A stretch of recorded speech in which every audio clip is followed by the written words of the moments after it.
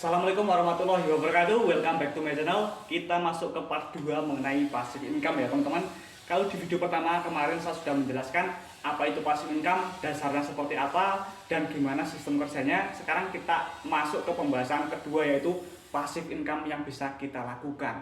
Nah, buat kamu yang belum nonton part 1, silahkan nanti saya taruh link video di sini. Itu link video part satunya, ditonton terlebih dahulu supaya paham ya teman-teman untuk menonton video ini. Nah, begini teman-teman, kemarin yang pertama, passive income yang pertama adalah kita bisa membuat sistem reseller. Misalnya saya adalah owner sebuah brand, saya owner sebuah produk nih, saya punya produk, saya bisa nyiptain produk. Nah, setelah itu saya merekrut orang untuk memasarkan produk saya. Ya, saya sudah menciptakan sebuah passive income. Saya nggak ngapa-ngapain, saya tinggal melakukan pengadaan barang, saya tinggal melakukan stok barang. Udah, reseller saya yang bekerja. Itu adalah salah satu passive income yang pertama. Mas, kalau misalnya saya itu nggak bisa nyiptain produk gimana? Kamu bisa membeli produk dari distributor atau supplier pertama. Setelah itu kamu membentuk sistem reseller atau dropshipper. Atau kita melahirkan freelance, seperti itu ya teman-teman. Jadi saya itu adalah seorang freelance yang menaungi para freelance. Logikanya seperti itu teman-teman. Semoga kalian paham ya dengan yang pertama ini. Nah, tapi kalau misalnya kalian ada pertanyaan seputar video ini, tulis saja di kolom komentar teman-teman. Nanti saya bantu jawab. Terus kemarin yang kedua adalah YouTube ya. YouTube itu kita hanya perlu bekerja di awal. Ya memang susah sih teman-teman, gampang-gampang susah bermain YouTube itu. Tapi kalau udah jadi, udah diterima di YouTube program partner, setiap bulan kita mendapatkan gajian. Bahkan di bulan kemarin saya nggak upload video sama sekali. Setiap bulannya saya masih mendapatkan gajian. Bahkan dari setiap bulan ke bulan yang lain itu gaji selalu naik. RPM dan CPM alhamdulillah selalu naik. Itu enaknya kalau kita udah kita udah diterima di YPP, YouTube Program Partner, kita rajin buat video, kita rajin buat konten yang bermanfaat. YouTube pun juga nggak tinggal diam, mereka akan merekomendasikan video-video saya ke penonton yang lain, seperti itu teman-teman. Jadi enak banget nih teman-teman, kalau misalnya kita punya channel YouTube yang YouTube-nya itu udah support kita gitu loh. Ya seperti channel ini salah satunya, alhamdulillah sekali teman-teman. Buat kamu yang merasa putus asa atau saya terlambat gak masuk untuk memulai, saya itu subscribernya masih 0. Hello, dulu channel YouTube ini juga subscribernya 0 ya. Saya upload video pun yang nonton cuma 5 orang, 10 orang, itu pun saya sendiri yang menonton menggunakan HP teman saya. Tapi dengan konsistensi, kesabaran, fokus, dan usaha keras serta diiringi dengan doa ya teman-teman, alhamdulillah channel YouTube ini bisa berkembang seperti itu.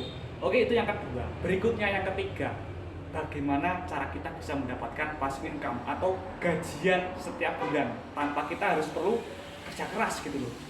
Kamu bisa menanam sebuah pohon kelapa teman-teman. Nah, untuk passive income yang ketiga ini bisa dibilang itu passive income yang bisa dilakukan apabila kalian memiliki sebuah lahan pekarangan ya, khususnya nih di pedesaan seperti saya, aku wong deso kayak gitu ya teman-teman.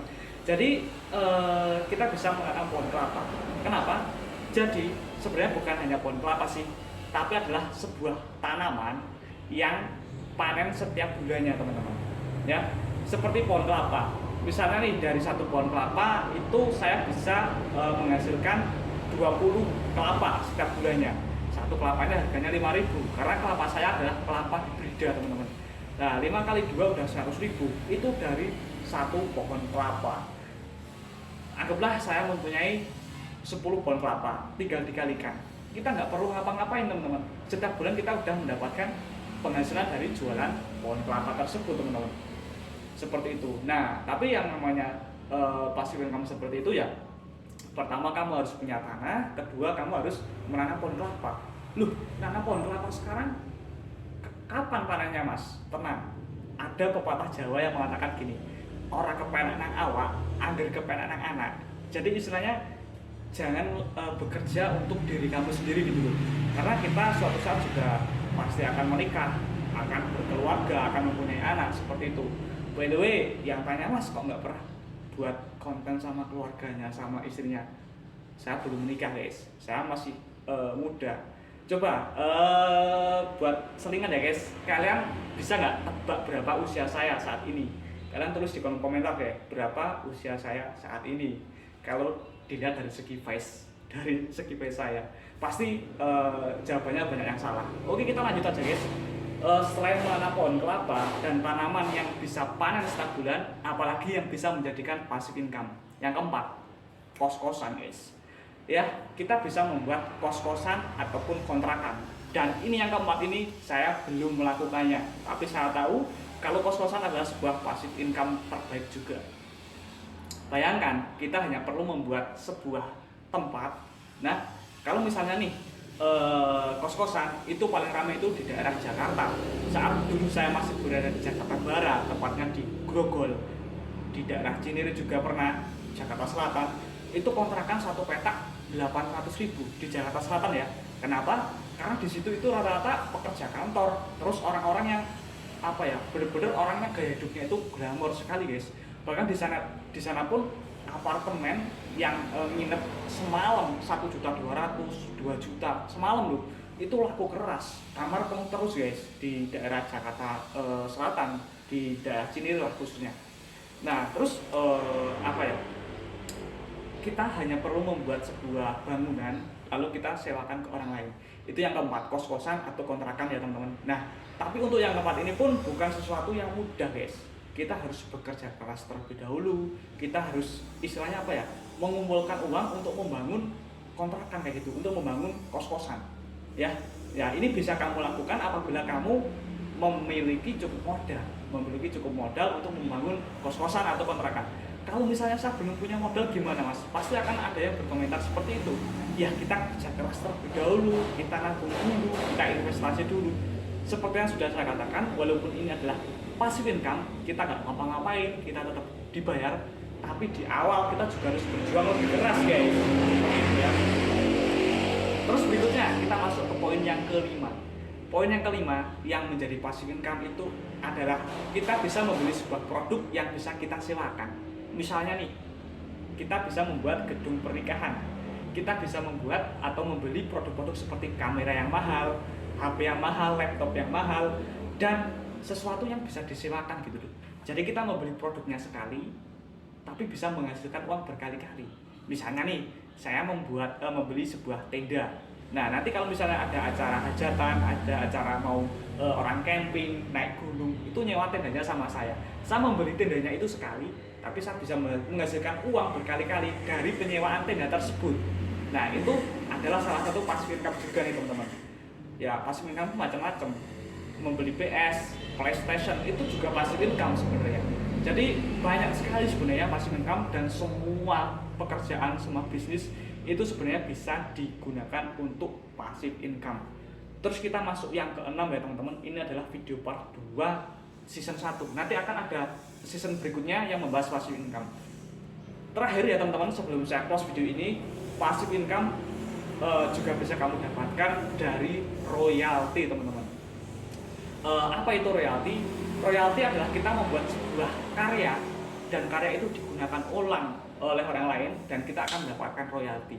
Nah, tetapi untuk hal ini, misalnya nih, kamu seorang pemusik, ya, pemusik seperti lagunya Dani Caknan, itu kan banyak di cover oleh para pemusik ya teman-teman, dan itu pun dia juga harus mencantumkan kredit musiknya, seperti itu. Ya, untuk sistem royalti saat ini pun itu pun bermacam-macam teman-teman. Nah kalau saya nih teman-teman, channel YouTube saya ada beberapa video yang saya buat itu Creative Commons gitu loh. Nah video saya bisa diupload ulang oleh orang lain, tapi tetap dengan batasan, paling cuma berapa menit kayak gitu. Nah saya pun nggak mendapatkan uang, tapi saya mendapatkan tambahan subscriber. Karena begini, kadang ada orang yang membahas 7 channel yang membahas dunia marketing. Nah salah satunya adalah channel YouTube saya kan. Nah video saya diambil nih sama orang lain, dan mereka nggak akan hak cipta karena saya mendaftarkan video saya di Creative Commons gitu. Nah terus gini, terkadang ada orang yang tiba-tiba DM saya, mas ada rekening nggak? Kenapa? Jadi istilahnya ngasih dana bagi hasil gitu. Ya nggak semua orang seperti itu, tapi ya hukumnya sebenarnya seperti itu. Kalau misalnya nih kamu mencantumkan musik atau apapun itu yang milik orang lain, terkadang sistem YouTube itu lebih canggih. Dia itu akan istilahnya itu bisa mendeteksi, oh ini musiknya dari kreator ini. Kita harusnya gajian $100 tapi dibagi 2. sama si pemilik musik tersebut. Seperti itu teman-teman. Untuk masalah cipta, saya akan buatkan videonya tersendiri aja ya teman-teman, karena ini panjang banget kalau saya jelasin. Oke, mungkin itu beberapa video mengenai passive income.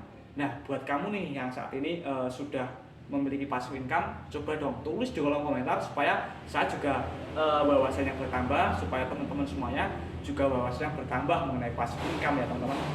Dan sebenarnya masih banyak sih, seperti saham, obligasi dan lain sebagainya, itu akan saya share di part berikutnya teman-teman. Kalau kamu ingin menonton video saya selanjutnya, di subscribe ya teman-teman, lonceng dinyalain supaya saat saya upload video kamu bisa menonton video saya selanjutnya. Jangan lupa yang punya sosial media Instagram, follow IG saya @bangkit_, linknya ada di deskripsi video ini. See you next time. Makasih yang udah menonton dan masih stay bersama saya di channel YouTube Search Magic.